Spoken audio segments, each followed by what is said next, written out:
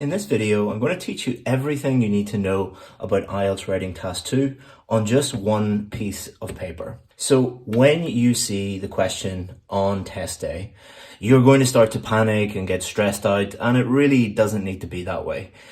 Producing a band 7, 8, or even 9 essay is actually very straightforward and simple if you follow what I'm going to teach you in this session. And not only will I just summarize it on one piece of paper, you can actually summarize exactly what you need to do in one sentence. So instead of starting with the question, what we're going to do is start at the end. Start with a very high level essay. What does that look like? Well, a very good essay, let's say at a band 7, 8, or 9, clearly answers the question in a logical way using accurate and appropriate language. If you do that, you will get a high score. So what we're going to do now is show you step by step how to produce an essay of this quality and do these things effectively. So the first stage is what we call the thinking stage. Why is this so important? Well, you have to demonstrate that you can clearly answer the question.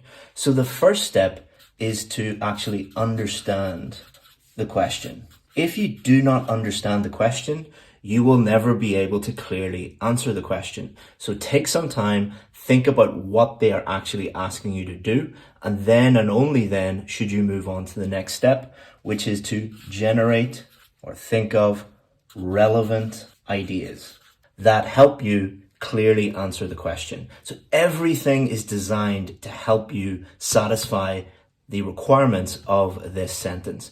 But it is not just testing whether you can think of relevant ideas. You have to construct your essay and put it into your essay in a very logical way. Logical means that it makes sense, that it's easy to read, that when the examiner reads it, they understand what you were thinking at this stage. So the next stage is planning, because this is going to help us write in a logical, structured, clear way. So what we want to do is we want to insert our ideas into a structure that helps you answer the question in a logical way. So you're taking a structure that has been produced by someone who knows what they're doing and has helped thousands of students get a high score. You're going to take that and then you're going to put your ideas into that structure. So in general, that is going to look something like this. First thing you're going to do is write your introduction, and the first thing you're going to do is to paraphrase the question. What this does is when you paraphrase the question, it helps the examiner know that you have clearly understood the question.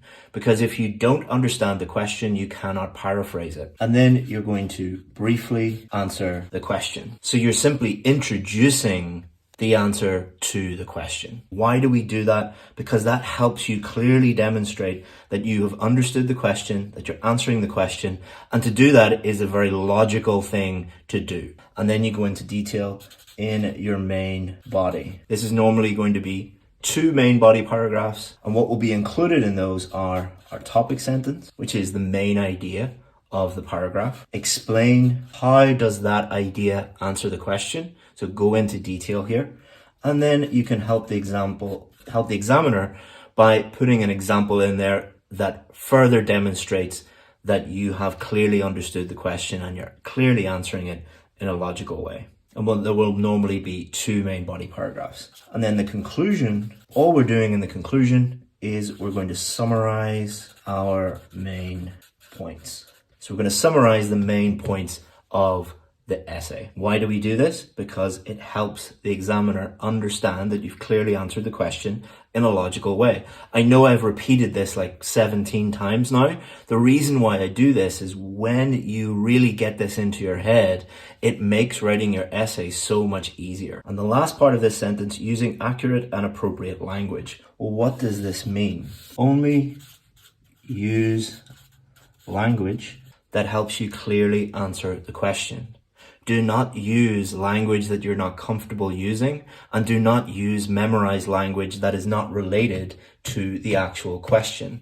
Only use language that helps you clearly answer the question in a logical way. And your language should be accurate, so as few mistakes as possible, and it should be appropriate. Are you using topic-specific language to answer the question that helps you clearly convey your message to the examiner? Or are you just memorizing a bunch of high-level words and shoving them into your essay? That will make your essay less clear. And just to emphasize that, only use language you already know how to use. If you have a choice between using a simpler word that you fully understand and is going to be accurate and appropriate, or using a more high-level word or structure or grammatical structure that you're not sure about, use the simpler one, because it is going to help you clearly answer the question in a logical way using accurate and appropriate language. If all you do is that,